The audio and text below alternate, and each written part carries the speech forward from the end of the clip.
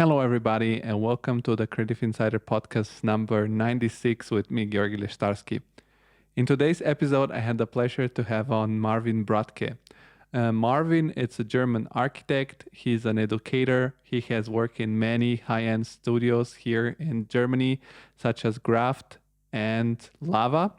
And now he has co-founded himself another super high-end office called Urban Beta.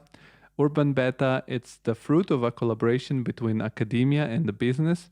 And it started everything as a research to create affordable living for the people that don't have a home in Berlin. And now it has gone on the next level, and they have two projects. One is the BetaHood, which I currently mentioned, and also the BetaPort, which is basically the same circular architectural system to create temporary ports and hubs for mobility and for future mobility. So it was a very interesting conversation about how to create a startup that's a fruit of so many collaborations between the industry and between academia. And it's also a great example of how you can attract some public money in order to support your innovative idea and your innovative project. So I suggest you to watch the full conversation with Marvin. Before we start, I want to remind you that you can join our newsletter below in the description of this video. It's a monthly newsletter written by Désirée, the other half of the Creative Insider, and also to subscribe to the channel, because I see that a lot of you just watch the videos, but you don't stay around. So stick around. It's a free button that you can press, subscribe, and you can make a big contribution to the Creative Insider to make it profitable and to keep us alive. So thank you very much, and enjoy the conversation with Marvin Bratke. Hello, Marvin. Welcome to the Creative Insider. Hello, thank you for having me, and thank you for the nice invitation. You're welcome. I was thinking today that although I'm based in Germany, and I didn't have so many German guests, and you're, I think, the first German architect that I have on the podcast. I don't know, somehow I grew up in Italy, and there were a lot of Italians, but I don't know them. I think there are just a lot of Italians in the field of design. And it's nice. I found out about your studio Urban Beta through the guys of Architect Network because they had shared some projects of yours, and I was like, oh, that's so cool. A Berlin startup, German startup, finally something fresh in the German scene. And I was super excited to be talking to you. So yeah, you can introduce yourself briefly to the people who don't know you yet and explain who you are and what you do exactly. Yeah, first of all, thanks for this nice and kind introduction. And I think there are also quite a lot of interesting German companies. They can for sure help getting some tips afterwards. I'm Marvin Bratke. I'm architect by training and founder of Urban Beta and the architecture studio Bratke. And Urban Beta, we're a spatial innovation studio, which means actually we work where shifts happen. Yeah, so this can be technological shifts, environmental shifts, or shifts in society. And basically, where the intersection of these shifts are, this is this intersection where we see spatial innovation basically. And from there on, we're catering to architecture, we're catering to project development, but also foresight and research as well. So basically, we're quite an interdisciplinary design studio. I founded the studio with my three co-founders, very lovely co-founders. We're all architects by training, Anke Parson, Florian Michaelis, and Paul Barth. And we work together in this formation, let's say, since almost 2 years.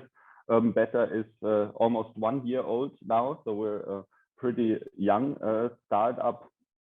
And at the moment, we're dealing kind of on one side, as I said, with projects from spatial development, from design criteria. We're developing digital tools, to make co-creation or to create co-creation and participation in design process.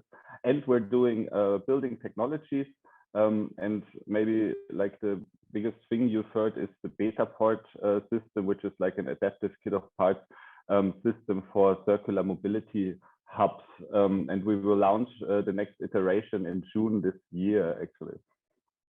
It sounded everything interesting also when I checked it myself on the website, and there were so many aspects that I can relate to, and I was curious to talk with someone from your company, and I don't know, somebody that takes care of your Instagram suggested you, but of course also your partners are welcome to the podcast at some point if they want, and they can share their point of view of the story of the company.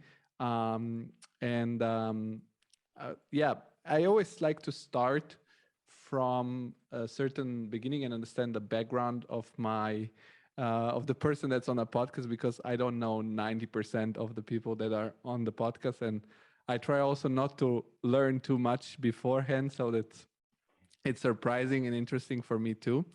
And it's also to give a clear point of view to who is listening, to understand a little bit if they could try to follow a similar path, if they're in the similar position as you were maybe in the past. So I'm curious, what made you decide to become an architect? Most of the time it's because maybe somebody in your family is an architect, or or maybe you were playing Lego where you were a kid. I don't know. That was already part of the answer, actually. Yes, it's funny because the older I get, the more I get asked this question. Like when I was a young architect, nobody ever asked me why. So it seems to be more an either recent phenomena or kind of like when you get older and I ask like everybody, more old and young. I ask everybody. So I would like it also forces you like to think a little bit about your childhood. I think it's like a combination, and like building with Lego blocks is indeed something like I was very keen on as a kid, and like well, I was hardly to separate with the Lego blocks actually. So I think this subconsciously had a like big influence on me. But like also I'm a big fan of video games, still am. And like when I studied architecture, or when I started to study architecture, like for me it was important to have like a design or creative related job. But to be honest, when I started, I was not very fixated like on building per se. And also like where I studied was quite like a conservative environment, let's say. So I was also during studies not so much interested in construction, in architecture itself. And there were like luckily we had this department at the chair of architecture in Munich, which was focusing on industrial design and transportation design. So most of my studies, and like also Paul and me, my co-founder, actually we were doing a lot of transportation design, designing future mobility concepts, designing self-driving cars as well. Also, they got like one of them got actually built in 2011. And like this interest in building and architecture only came for me like very late in the studies, or even after finishing my studies. And it was actually part of like a workshop from the Architecture Association we did together. And from there on, kind of like this educational style and this way of teaching, and also like kind of like the scope of projects you suddenly get open to, yeah, or you suddenly realize that exists out there, and like different philosophies towards design that much more fitted to what we were striving for back then, kind of really opened up the world for us. And I know also a lot of architects who get like burned out during their studies, because it's quite a tough subject to study. Like in many universities, like there are very long working hours. Young people are also trained for this, and I think the only reason why we didn't get burned out and are still so interested in architecture is because we like didn't do so much of it at university. and and from there on, like it went on for us, and it also created kind of like this this hybrid that we're doing all our lives, or it's like a red line in our lives, connecting future mobility and infrastructure solutions with spatial solutions. And this carries on actually until now, where all of these things culminate together. Like we're building digital tools, participatory tools for architecture, like configurators that are heavily inspired by video games, actually, by gamification aspects, and even run on Unreal Engine, like which is a game engine. We're doing giant building blocks and Lego for adults, we always call it, like building systems that can get easily assembled, also like in participatory processes and community building, which basically, like, you know, like I'm 36 years old, and suddenly all these threads seem to come together a little bit in what we're doing. And luckily we were able to found a company around that, or to found our startup around that. And I think a big portion of this is as well finding people who have the same interests but are different. So you kind of how do you say that? Like you kind of complete each other, like complete each other. Exactly. I'm also very happy to have found these three people, and that we are going our way together now. You said something very interesting that lit up my curiosity. I've had back on I don't know, in the past episodes, Scott Henderson. He's an industrial designer from New York, and he was explaining his concept of design philosophy. And you were saying that you were a little bit frustrated with the traditional way of teaching architecture, which you experienced at your university, and then this interest was fired up again on this workshop from the Architectural Association. And I'm curious, what, in your opinion, was the difference between what was so traditional at the university that it was not so attractive for you, and what was this different approach that you noticed in the AA that was the one that maybe it was not, maybe you said yourself, it was the one that have influenced so much your design philosophy in the end? It's like, of course, like a little disclaimer before, like I studied in at the Technical University in Munich and in Singapore. And like the Technical University is like a great university, like especially nowadays.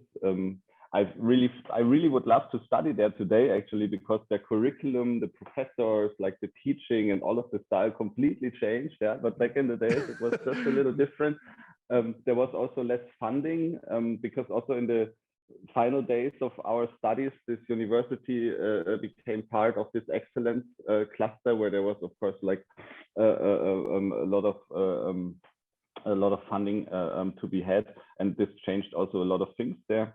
But in general, like I think, like during the studies, like there were some courses that were exciting, yeah, and it also like got me into it. But also there was like a very narrow-minded worldview, like what architecture has to be, and it was like a very rigid model, yeah, and it was based on 90 degrees. It was based on certain materials. It was based on certain like learned or experienced things, yeah, without questioning the norm. And you were basically said, like, you have to do things like this, otherwise you get a bad grade in the end of the day. And I was never a big fan of this like mentality.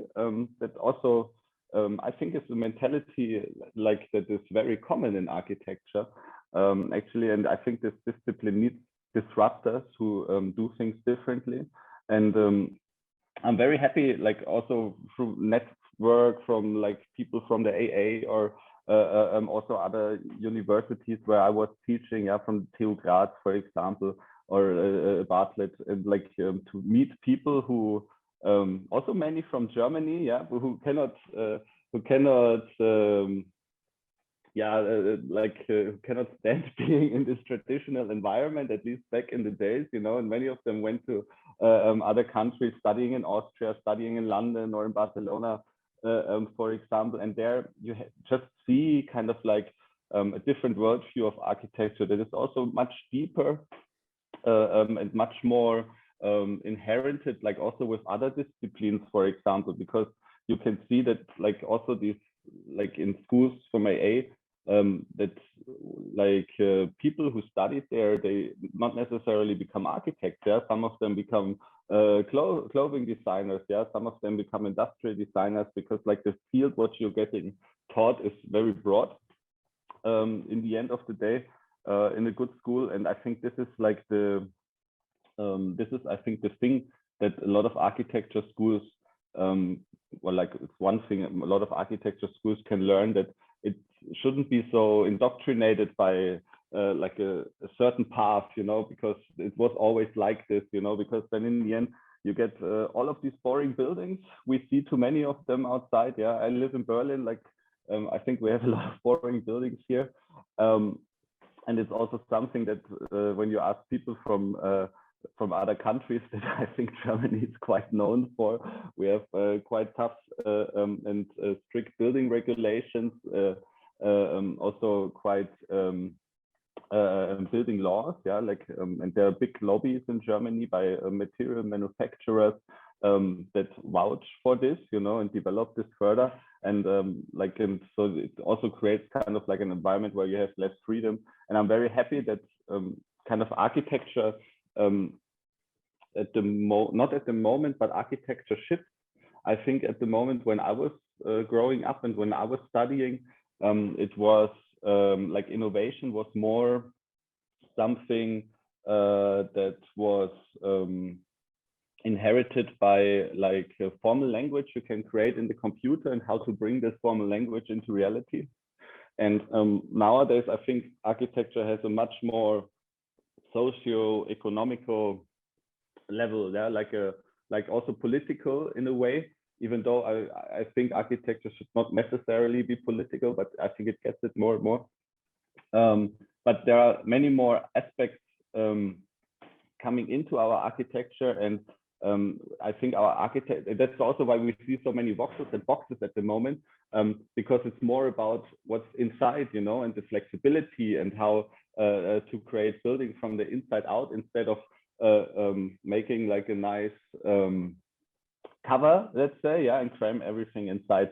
So I think it's an interesting it's an interesting period right now. It's more like a bottom-up approach to the discipline than when I was growing up, and I'm very excited about that, actually. Yeah, I think also, like, if we can compare this to the car industry, I think architecturally in Germany they're building a lot of Mercedeses, but there are no Teslas. You know, like every building is. We build Teslas now here in Berlin. Yeah, you guys do, you guys do, and I've seen that you like. To move on the more professional aspect, like I always like to say that university and academical world, it's a little bit like driving school. You just learn how it works, but once you're out there, it's a little bit different. And you have a very broad experience, but I just scooped through your LinkedIn background, and I noticed that you work for maybe the two more innovative German offices that personally I know so far, which are Lava and Graft. So where you got most of this also professional, advanced, innovational approach, or what were other, for example, professional experience that have helped you develop your skills and in design approach, and also workflow, because we don't have to forget that ideas are great, but if you don't have the ability to transform them into a product, it's also not a big success. Yeah, maybe like a little anecdote before, like coming from university and being not so interested in architecture, but in other things like car design, doesn't give you a great architecture portfolio for application. Um, and I think back in the days, I think it was 2012 or something when I started at Lava. It was my first job in Stuttgart. Like Tobias Walliser and Alexander Riku also became friends, like also in this profession. And nowadays we also collaborated on 3 projects last year, like with Urban Beta and with Lava together, which was quite nice. That kind of like these things that start very small, yeah, from me being a junior architect, having my first job, drawing my first lines, establishing into something much bigger, and also friendships that hold much longer. Also the people that work there, my co-workers, especially like one guy, Stefan Markus Albrecht, who's really talented, has his own office now as well. Also like a collaborator of us. Like he basically, like the first year of Lava was like a crash course, to be honest, because like like as you said, yeah, academics and practice function at a very different speed. And I think the speed at Lava was extremely high, and like you learn a lot. It's quite a crash course. I learned many things that like I still use today and that I still apply today also in our office. So it was like opening also like up a lot of things for me. And the same goes for Graft. Yeah, it's like Graft is more like a marriage, I would say. Like I think I worked with Graft almost 8 years. I think I've been a director there, and then later on also took the head of architecture position for the daughter company in Graft Brand Lab as well. And I think it was really exciting experience because we were able to scale up from 25 people to 150 people. And also my roles changing, of course, like from more like an operational level as an architect to more like a managerial level, like that has to do a lot of with organization, and then also taking over these tasks at Brand Lab, which was also like even more manager position, but also opening up the world of architecture towards something much bigger and way more interdisciplinary. And I think this helped a lot, and a lot. I also say like I have a lot of this in my DNA, because it's kind of like, you know, you're intertwined with each other and you learn a lot from each other, and it carries out throughout the day. And it also creates like great relationships with the people, like collaborations and networks that are worth gold. Yeah. And a lot of people that will maybe listen to your story will say, God damn, this guy worked at Lava, then at Graft, was director. Why the hell did he decide to leave such a already very advanced looking forward company and having this sort of privileged position in such a nice company? So how did you decide in this situation to say, okay, enough, I'm leaving the safety, if you can say safety, but of this job, and I'm gonna start a startup with my buddies? Yeah, it's I mean, like I think one of my favorite projects in Graft is the Solar Kiosk project.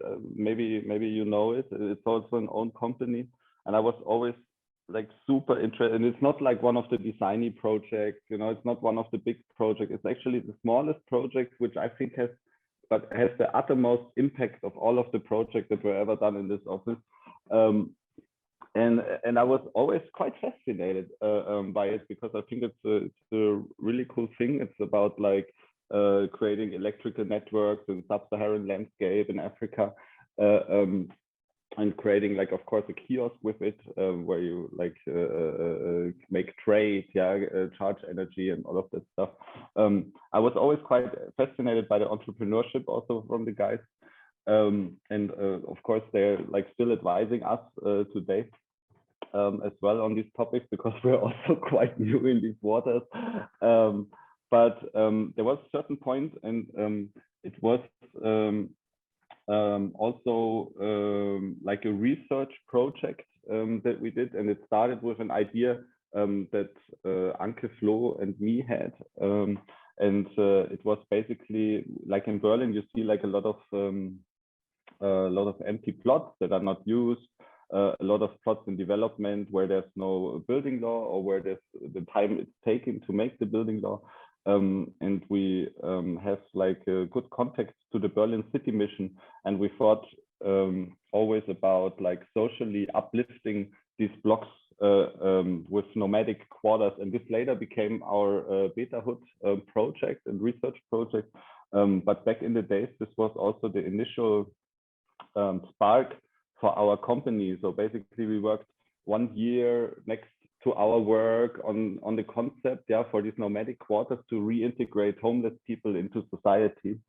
It's a very social cause, and this is also where Urban Beta was founded on, yeah, and it's also a company that's like has a very human and social core as well, and is very value based. And I think this was always very important for us in these times to create something where also we are maybe not on the steering wheel in the end of the day. This is also why we chose this name, yeah, like the beta mode, which is then constantly evolving, which is never finished as well. And like all these things that came together, yeah, and like we handed in like a research proposal at the Zukunftsbau Future Construction Program from the German government.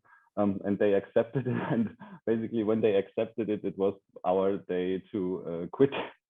Even though we had great positions, Anke was the CEO of the Holzmark Eckwerk, for example. Yeah, it's also a project we did from architecture side. So my founding partner, she was basically my boss back in the days from client side. And Flo I met in Kiel while I did like a professorship there, and like I got a text message from Wolfram, my boss from Graft. I should get to know this guy, and it became like a very long friendship there that ultimately led to the foundation of this company, which is actually a great thing. And like you cannot plan these things, I would say, and there's no big master plan of I have to leave these companies now or something like this. I think we're four very strong characters, and we want to kind of create like an own little world, let's say, where we think we can make things better, but where we also want to invite other people to create with us. And this was very important for us to have like this social core values in place where you can build on. And it's also maybe in the beginning quite an like egoistic drive you have, maybe, you know, you want to create your own, you want your own name on something.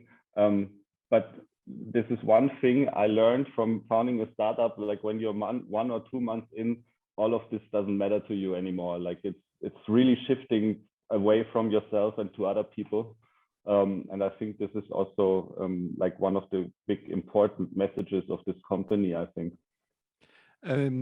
From just to get more in detail, because I want to make sure I understood correctly. So you guys started this project BetaHood, which was basically outside of your daily jobs. It was just something that you were doing pro bono, so to say, or somehow experimenting to do something that's meaningful over what is your daily life and daily income. And you pitched it at the Zukunftsbau, which means future building, which is, from what you briefly explained, is it like sort of a startup program for a fund for people that propose innovative projects? And it's a research fund from the German government, from the BBSR. And basically, you can pitch there if you're an academic institution. And you can, of course, you can pitch there like a cooperative projects like ours, where an academic institution works together with industry partners, which in this case we are, and social institution, of course. So we are actually, there are 4 research partners. There's the Bauhaus University in Weimar. There is ARUP, who is our research partner, and there's the Berlin City Mission. And so you have kind of like industry, NGO, and researcher working together in this joint project. And after you, I guess you, I don't know, you pitch, compete, I don't know what exactly is the mode. And then after your project is chosen, you receive a certain amount of money to keep working on your project. But who owns the, sort of, say, rights, or the rights on the knowledge you generate? So basically what you hand in is like a paper outline. It's in 2 stages, and it's basically like a mini business plan, I would say, for the project, where you have to hand in the finances, what you need, have to prove it, very detailed. And there you get then funding. In our case, this funding is over 1 year. We're in the last month right now, so we're basically writing our final report on the project. Yeah, and that's the process actually. Like it's quite straightforward, but also very time intensive, I would say. And like, I would add all the links in the description of the podcast, so that people, and I'll probably do, like, I'll cut over this scene of the podcast, some of the pictures of the projects and so on. And here on your website also, you can see that this is a project of the new European Bauhaus. So you got also some extra European funds because of this project, or is that part of the Zukunftsbau? No, it's like it's more no, not it's more something that we were chasing, to be honest, because I think it was, I'm not sure, was it end of 2019? I think end of 2019, Ursula von der Leyen announced the new European Bauhaus initiative, which is also more like a support and funding initiative for industry and academic partners. But back in the days, nobody really knew what it was.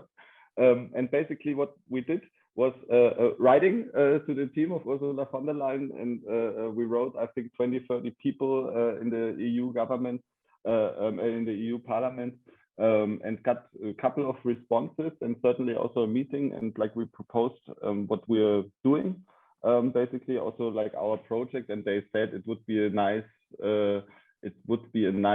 starter project for the whole initiative. So basically, when the website for the new European Bauhaus was launched, it was launched with the BetaHood project, and also like a studio project we did at the Bartlett.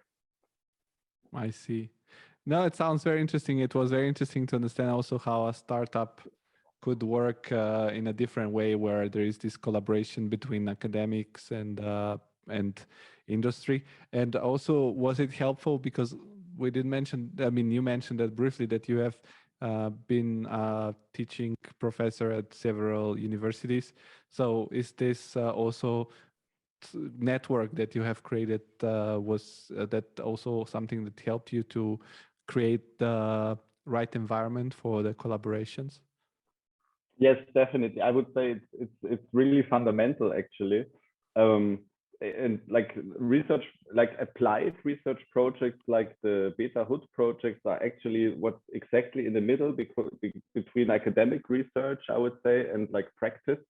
And for us, it was always very important to link practice and academia in a way, to create feedback loops, to bring like our experience from one into the other, and vice versa, of course.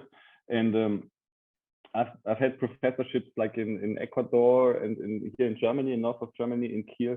And I'm also like instructor for the AA visiting school in New York, which is yearly. And we were teaching at the Bartlett. Paul was teaching at MIT as well. So we try to at least what's bearable in our time, let's say. Like we at least try to like manage some of our time to spend like in academia, and like also because we have a very strong interest in giving on the knowledge that we have, and also connect this to the practice. And I think it's for us it's very academia these days is often very disconnected from practice, I would say. And I think it's a little pity that it is like that. And I think yeah, like building blocks, like projects like this, like the BetaHood, but also other things that you can directly create feedback loops between each other are very helpful. And I hope the students also think like this. I think in our studio it's very valuable because we carry on like a lot of thought models that we develop at universities, that we develop in our courses, and then that we further develop with the students together. And I think it's very helpful to dive into these two worlds, you know, like, because otherwise you lose kind of context, or you lose track from each other, and then at some point either innovation dies, you know, or the connection to practice dies in a way. And I think in a way like this, to connect it like this, I think it's very important, especially for where we are moving. Exactly. And now to move more on the hands-on. So like everything, it's very every project, it's like there, as you said, it's a startup. So it's also something that I wouldn't define purely architectural. It's more designing a system, an architectural system, an architectural approach. And this approach is built of many building blocks, so to say. So what was the process on creating an idea such as BetaHood? Because it's not only, okay, let's do some buildings that are out of wood to make a livable space for homeless people and help them reintegrate them, but it's a more holistic approach. So, okay, let's make a structure that we can reuse and rebuild and rearrange, and we can readapt, and to create this sort of circular economy, and to create a sustainability which is not only environmental but economical. And everything seems very much backed up by design that follows certain data, so to say. And as you said, it was a fruit of collaboration from Arup, you, and academia. So yeah, what was the story of the project, the workflow, the hands-on story? Well, it all started with this idea, like is it 3 years? I don't know, 2.5 years ago, something like this. And the basic idea was really like I just described. We have a lot of empty plots in a lot of cities. I think this is not a problem for only Berlin. And there are temporary concepts, yeah. But for example, in Germany, you're not allowed to make a residential concept for temporary buildings. And we collected certain, yeah, like certain information about how we can change this, how we can actually allow or research on a model like this. And also this, and then on the way, like, you know, when you work for something for a year or something, you discover either that somebody has done it before or not. And in this case, it was actually like there's no concept in the world that is similar to the BetaHood concept, and it also has a reason. And the reason is, of course, like also regulations, building regulations, German regulations, certain limitations as well.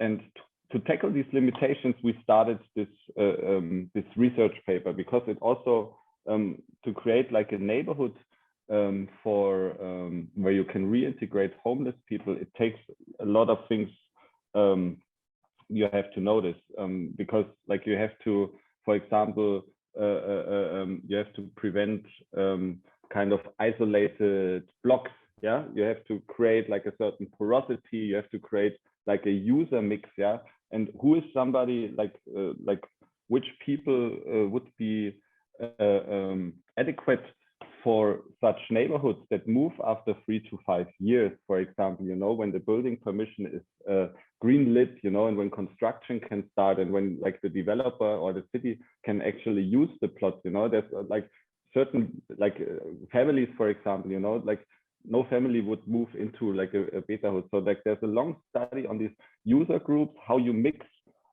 certain building functions together. Like there are certain building functions that can create income.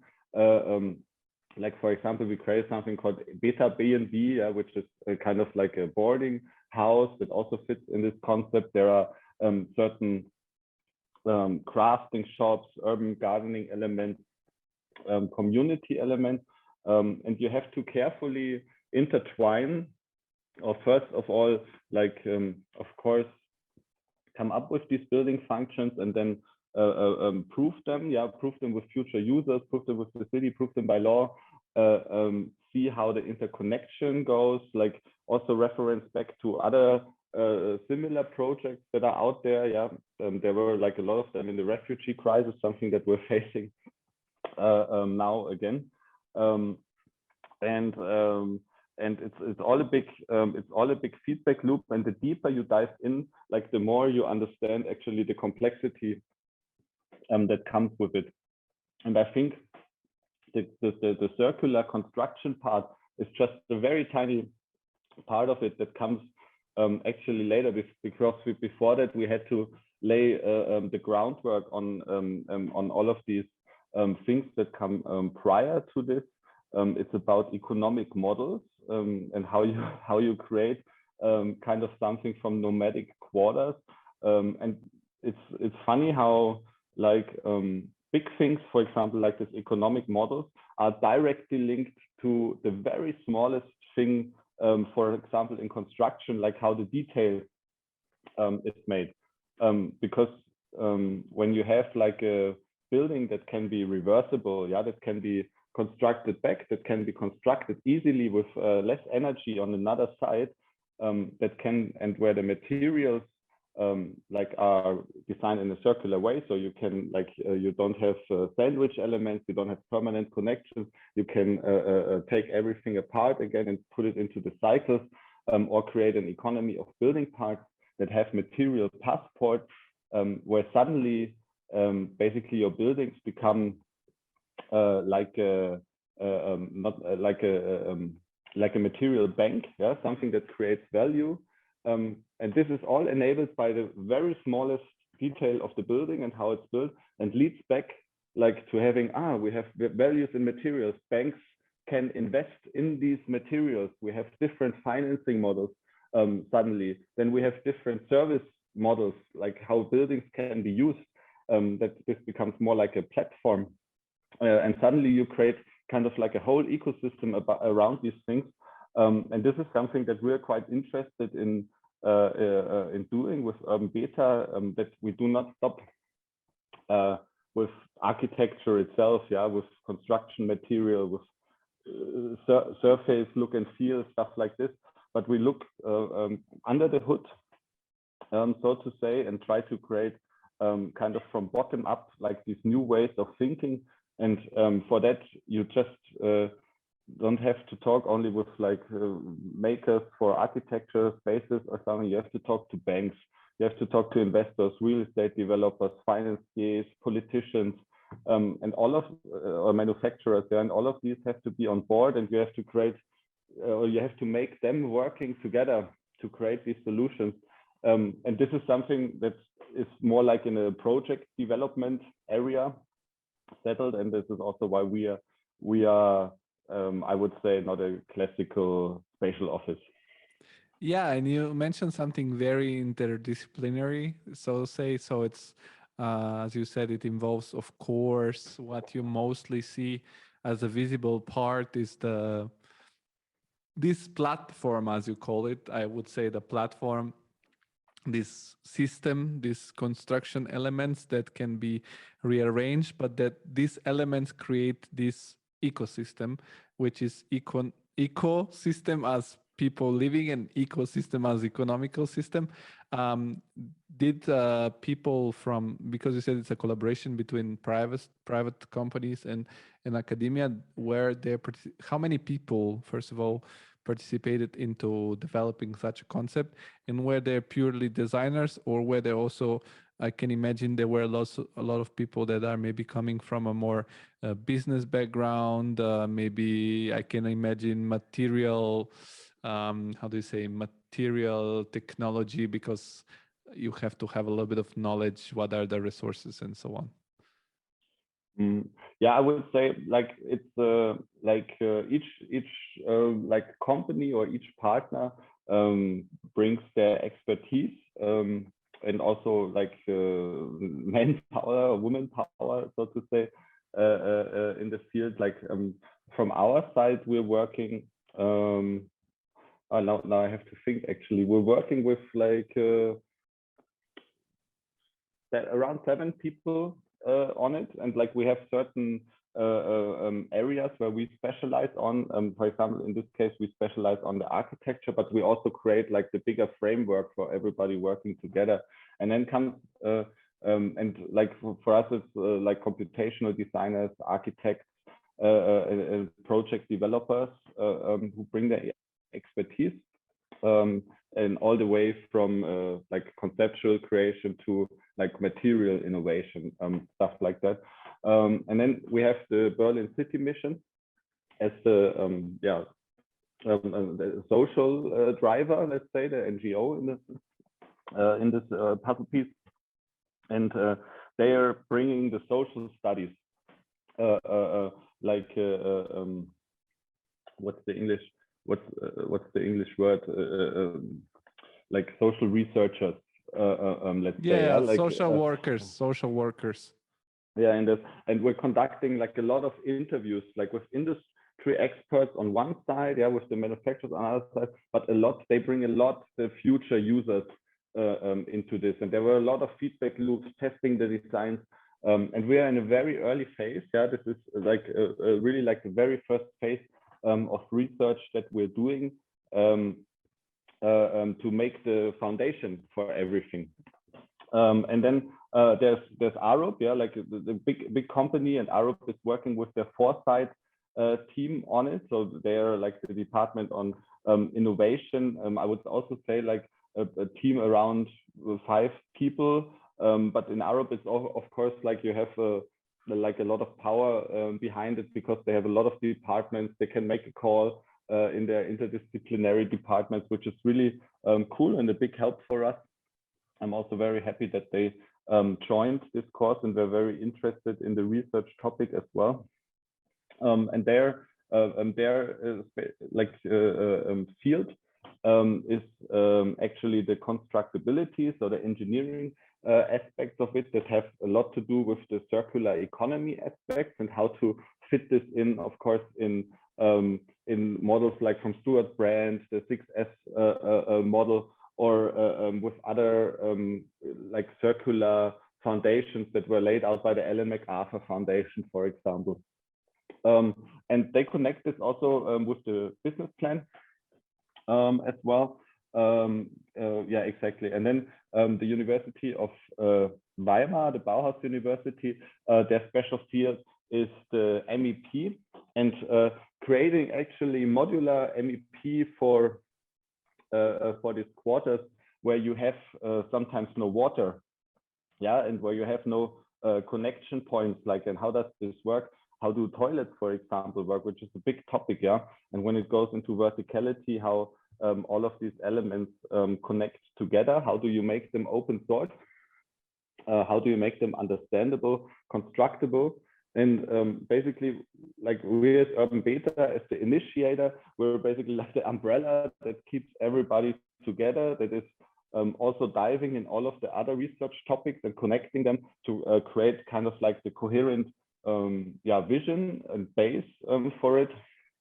And coming back to one question I think I didn't answer before, of course, since we're funded by the government, all of this research will be made open source as well. So it will be publicly available. So also other institutions, other companies can build up on the knowledge that is created here. Oh, that sounds great. If you then give me some links, I'll put also those in the description so that if there are people that then want to, I don't know, start working and build upon your knowledge, it would be nice. Yeah, in 2-3 months. 2-3 months. We will stay in touch. We'll stay in touch. As soon as there are news, I'll be sharing for sure. Cool. No, sounds very interesting, and it's a very cool project. From what I understood now, that's also completely off grid. So you guys are thinking about also how to be really like something that it's completely modular and completely off grid. That you really don't have a lot of impact on the on the plot where it's gonna be eventually built. And I was curious, all this research before the pitch, more or less, you mentioned it's 1 year time, and every initial part of the research was just your own venture. You didn't have any fund. I mean, venture that was participated by all the players, so to say. But for example, it was just. For example, Arup working on this project was just investing some money with the hope something good comes out, but it was sort of, venture project, so with an uncertain outcome. No, I mean, no, the outcome is, I mean, outcomes are always uncertain, I think. But this is why you create this, in quotation marks, business plan in the beginning, like there's also like kind of like a risk aversion plan, so to say, and you have different milestones inside of the project, like every 2 months or something, and they are of course also connected with the funding. So you also have to make reports and like how certain things are working out or not, and like of course this is connected if the project goes on or not. If you are an industry partner applying to this funding, you have to bring a certain amount of your own finances. This is different from funding to funding, but also different from stage to stage. Like in a very early stage where we are right in, like there's almost 100% of the funding, for example, by the government. But the later stages you get, the higher the percentage of the practice partners will be they have to invest in the project.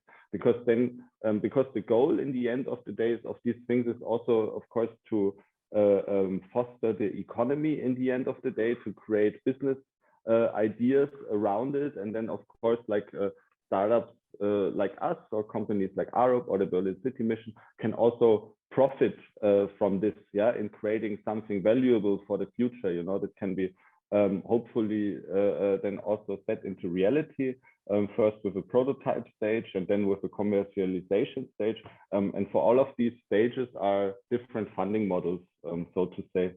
And from the last question, I also forgot, our team is even more interdisciplinary. We have also lawyers on board to look at the legal situation. We have digital experts on board. This may be a very important thing to say, because when we started, and this is maybe connected to your last question right now, you write kind of the outline of what you want to achieve in the beginning. And in this project, we achieved, I think, 2 things that are amazing. And one of them, and both of them are related to digital tools, actually. And we were not thinking of them before. And one tool is a digital site or plot mapper. So basically a tool that takes open source data, or an app that takes open source data and makes it available like in an app with a nice user interface. And we use kind of like automation to create kind of like simple comparability between different sites. So basically you can see in Berlin, where is a building plan application? You can click on it, then you like in the first you have like 2,000 sites, then suddenly you have 500, yeah, and then you can where's the Flächennutzungsplan? You have then only 80 sites, and you can narrow it down. Then you can pick your favorite sites, can look who owns the site. You can and it's creating like these nice graphs and diagrams that compare them in size, that compare them in probability. And this is basically a tool that makes these invisible streams visible. And who helped us on this is is Zwonko, who was on your podcast this week, actually. So I'm very grateful for his help as computational designer on that.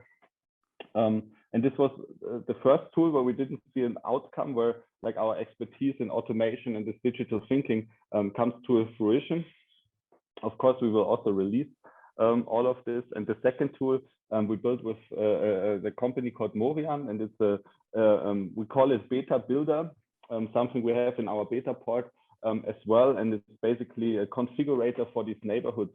And what we did with this, it's basically like a video game configurator where you can build your own BetaHood neighborhoods and reconfigure them.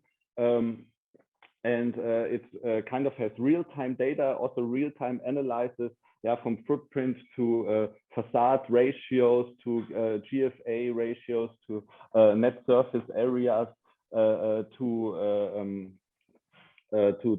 the mix of users that you create with your neighborhood, and it's all in real time. And we use this as a validation method in digital workshops, actually. So we invited industry partners, future users, politicians, urban planners, architects, and we did like 3 days of intensive workshops with them.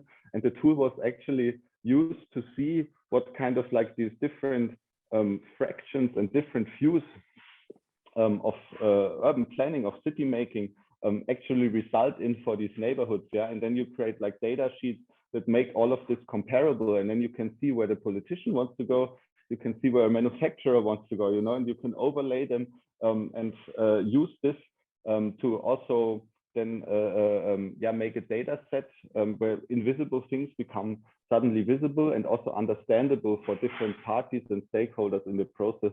And I think this is like also something that we are very invested in, and also like a reason for founding this company and like disrupting things, yeah, that were always done in the same way, and see that also like enabling technology combined with like a social core, like co-creation, can lead to something much bigger.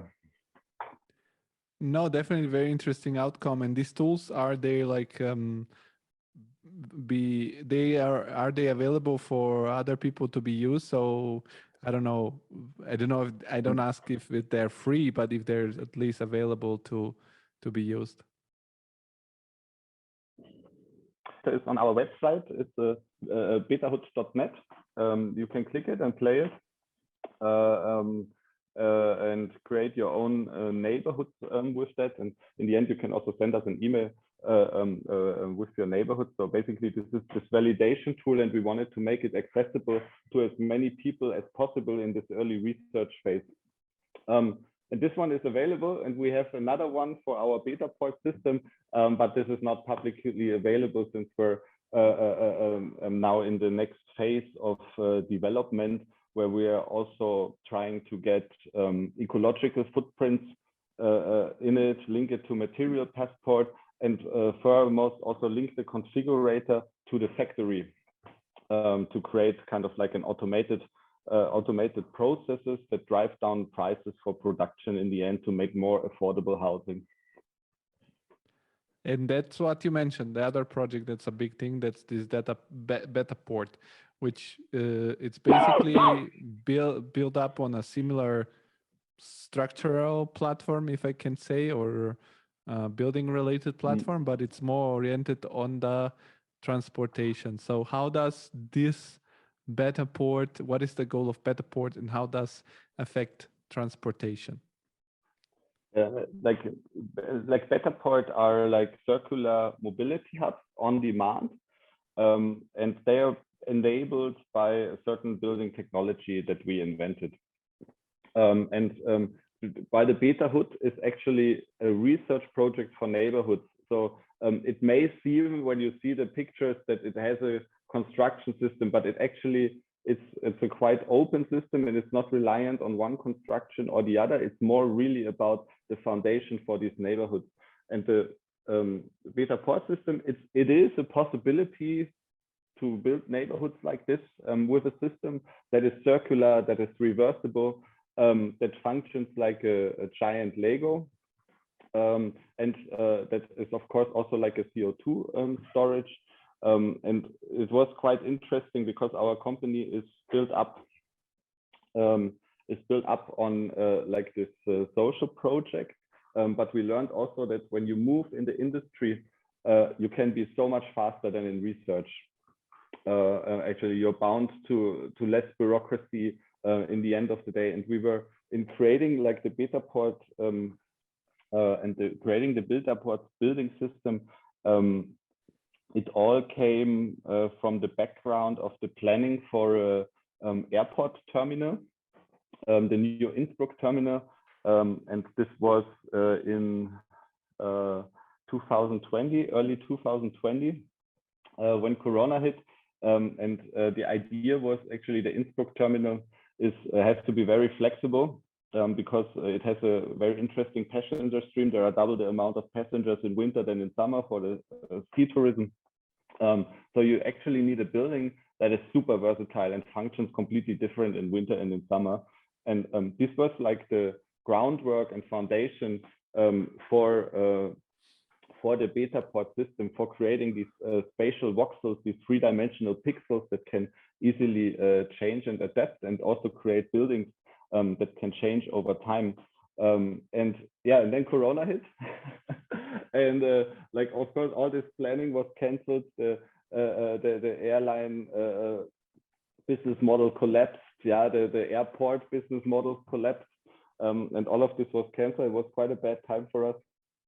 But in every bad, there's a certain opportunity and a challenge. And we actually took this chance in, first of all, like finishing the thoughts we had in planning. And we did this over a course of multiple months, like maybe half a year even, to always develop it further, and like also to negotiate about like how actually mobility hubs of today have to be different than an airport. Yeah, because an airport is just a shopping mall with an airplane tucked in front of it. Yeah, and it's a super monofunctional building.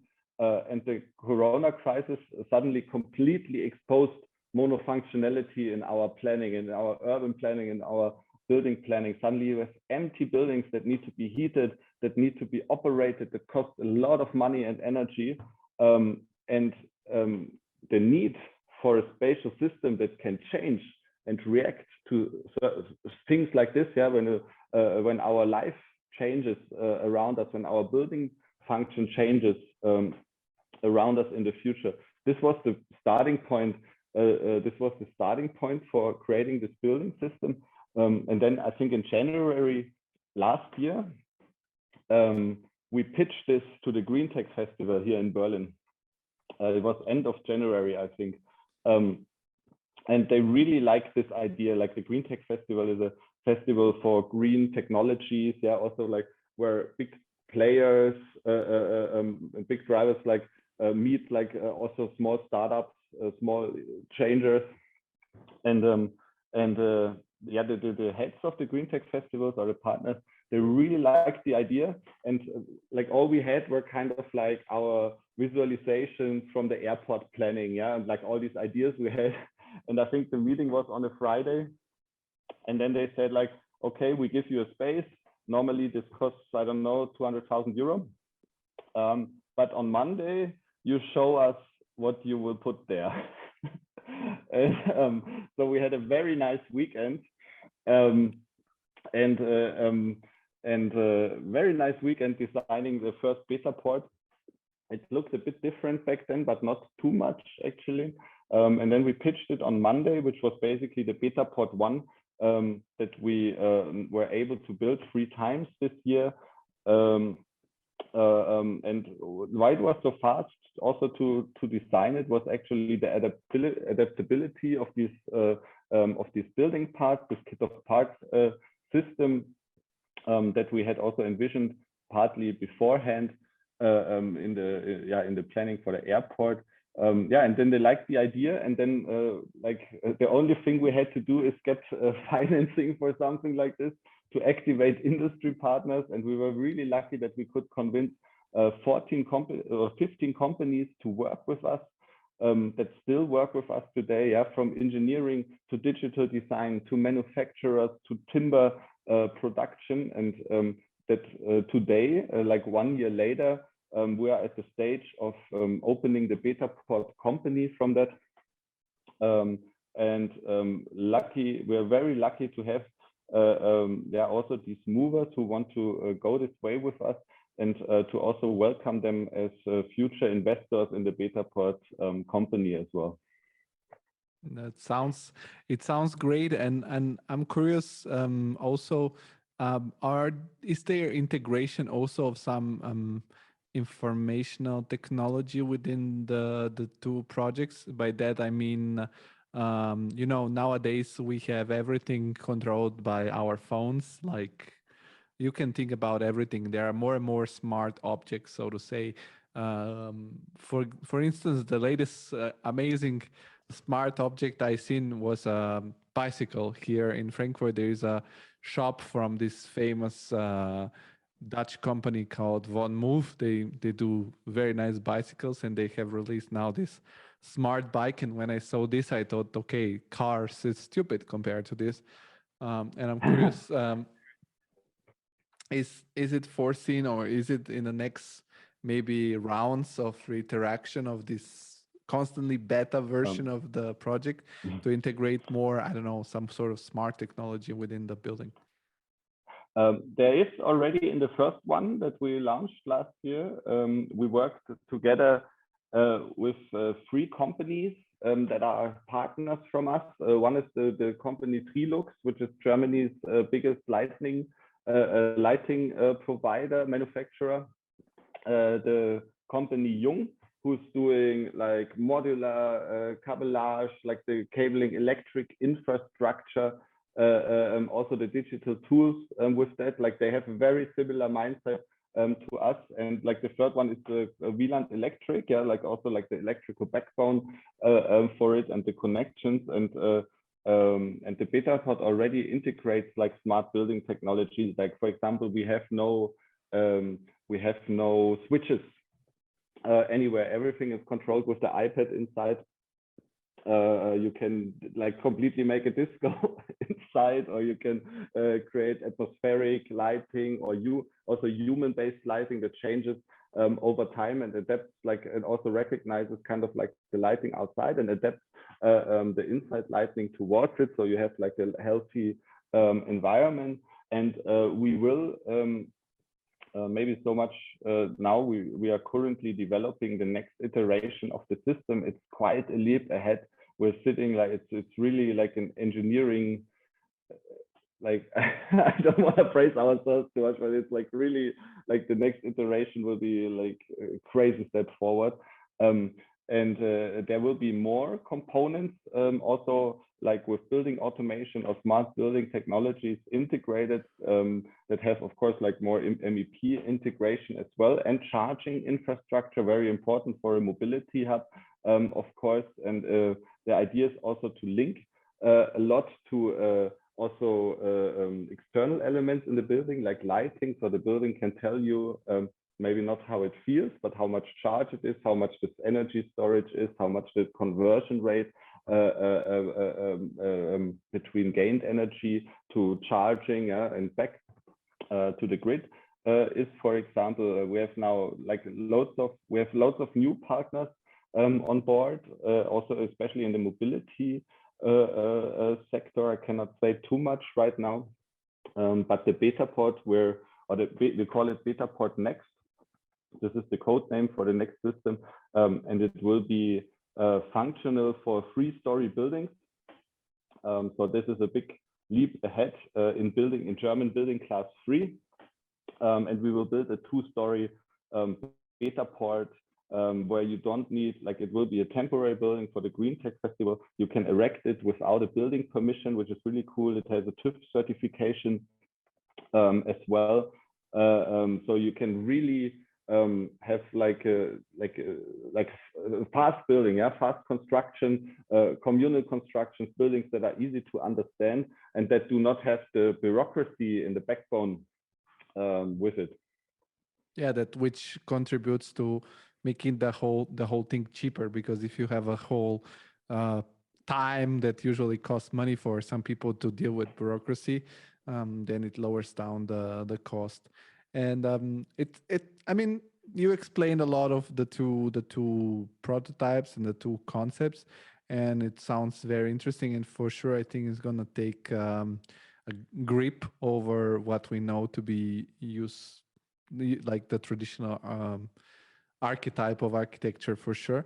I'm curious, within all this adventure and journey, what was your role personally? What were in all this grid and net of cooperations and tasks?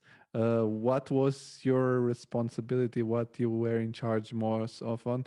And what are you doing in your daily life now as part of the Urban Beta? Yeah, let's say it like this: the great and bad things about a startup is that you kind of have to do everything. So we are all four of us. We come from four different areas, even though we're all four architects.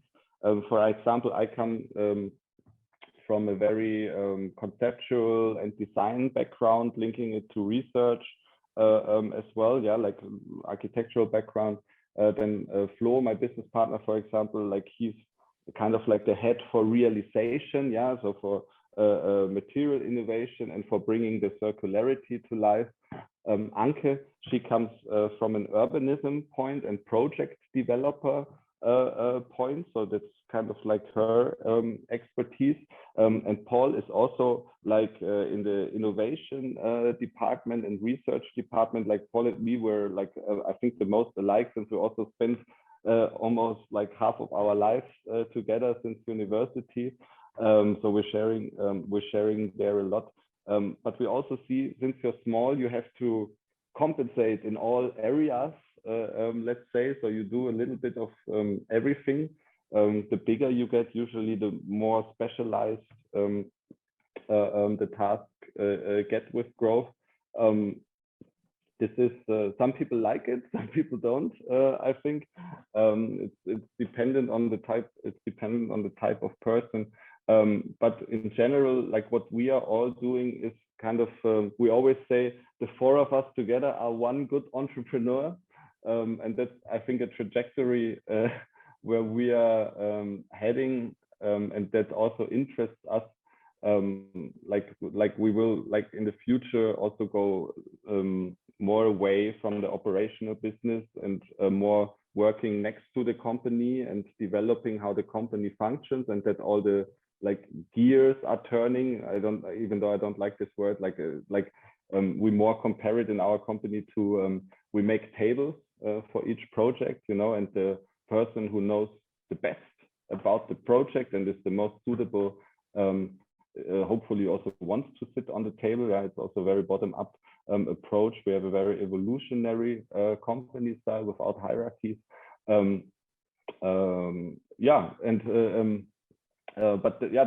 kind of my answer to that. I would say it's of course also chaos when you're small, but chaos is also very creative and also very disruptive. I think we wouldn't be there where we are when we wouldn't be also able to tame it in a way. And it's quite interesting. Over the years, you develop kind of like these working methodologies, how you co-work together, which channels you use, what works, what doesn't, you know, like, and also we learn from each other a lot. And that's also a good thing of not being one founder, but four. It's also, like, for example, me, for example, I was sick for quite a while now. and so like also others can take over in their specialty, because we also already learn so much from each other. And it's really good to have, and it's like a company that is built a lot around friendship and like a familiar feeling and approach, and we really want to develop that and also project it to the future. No, it sounds great. And from the more architectural point of view, with the hands-on, what are the tools you guys use the most? Like you mentioned computational design, which I assume a Grasshopper. You mentioned Zvonko. He's a little bit of a Grasshopper wizard, from what I got the feeling. And Yes. and also, do you use a lot of? Do you use BIM? Do you integrate it to things? Is it needed at all to have BIM? I guess it is needed because you mentioned materials and so on. So yeah, what are the? You have also amazing visualizations of your project. So I would be curious also if you've done that yourself, or if there were also other collaboration with other companies.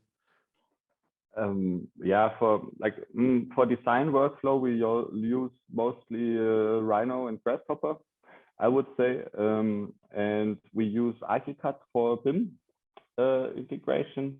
We now also develop bridges because, like, for manufacturing data, you have other programs like CutWorks, for example, and there are together with our partner Structure, our engineers who developed the BetaPort with us, we're also trying to build like a bridge with a software called Speckle, where I also know the founder, like a very talented guy. To create also there like a workflow that is also partly automated. For interactive tooling, we use Unreal Engine. For what else? We do actually what we introduce in with the BetaPort. We do like digital site visits. So we use hologram actually to create like a one-to-one models on our sites in place that you can also partly deconstruct. You can show around your clients in the room already. It works quite well. You can use it with iPads or with HoloLenses. You can also also like a plan in the future to create even more interactive manuals. We're at the point now where we can spit out, like when we have a BetaPort formation, we can spit out a manual for the workers how to assemble the different parts, but to make this, of course, even more interactive, like with an AR tracker, for example, where you can see each part to be built up. That's also something that we want to develop in the future. What other software do we have? We use Excel a lot, even. Oh, don't say that. I always say to my project manager that I don't want to learn Excel so that they don't get boring tasks. So I tell him I want to know the least Excel so I don't do those tasks. It's the older you get, the more I learn to appreciate it. But we use a lot of collaborative presentation tools. Like there are many out there. Yeah, like you can co-work in Microsoft now. You can co-work in Google. You can co-work in other programs now. And actually, especially for founders, we really love to work in real time with each other. So we have like the presentations there, and we see each other who moved what, you know. Like also like people who came into our company said they never saw like a company that really works in real time with each other, that really needs it, and everybody gets veto if if these tools are off the table, you know. We started very early to work with Miro boards. I think it's quite industry standard. Nowadays, since Corona, everything changed, but we did this quite early, where everybody was still surprised. Industry standard for the architectural startup, because the other architectural companies don't go so much further in detail.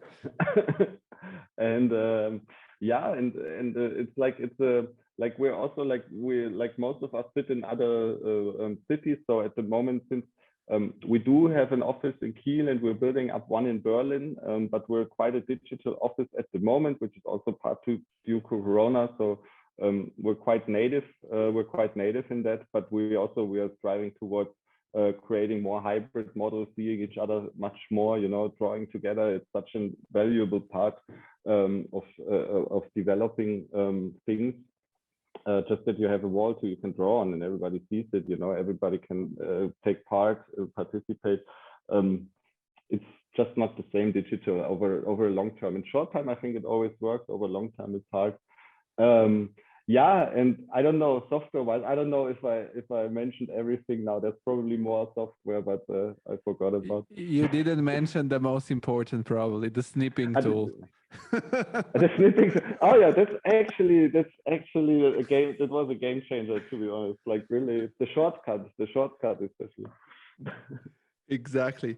No, it sounds a lot of fun, and the whole thing, the whole approach, the whole story. To define it, I would quote Steve Jobs once. He was on an interview together with Bill Gates, and there was the period where the first time they made available iTunes in Windows, and Steve Jobs said, "This is like a glass of water in hell." So having a company like yours, it's nice, and I'm looking forward to be hearing from you also about other companies you can give me in the backstage. But we always like try to finish the conversation in a very positive note, in a very inspirational note. Not that the conversation wasn't inspirational enough, but to get a little bit more in the free time of yourself. And I like to know if there are, when you need a little bit of inspiration, if you have like a favorite book, movie, podcast, sport, place, I don't know, country that you travel to, something that you really like to go back to, or something that gives you a little bit of energy, energize you when you're a little bit low on inspiration. Yeah, I mean, if I would turn the computer now, you would see like hundreds of books lying around.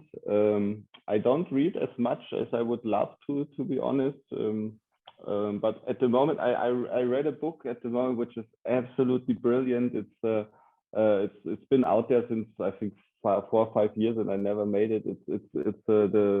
It's called Shoe Dog from Phil Knight, the founder of Nike.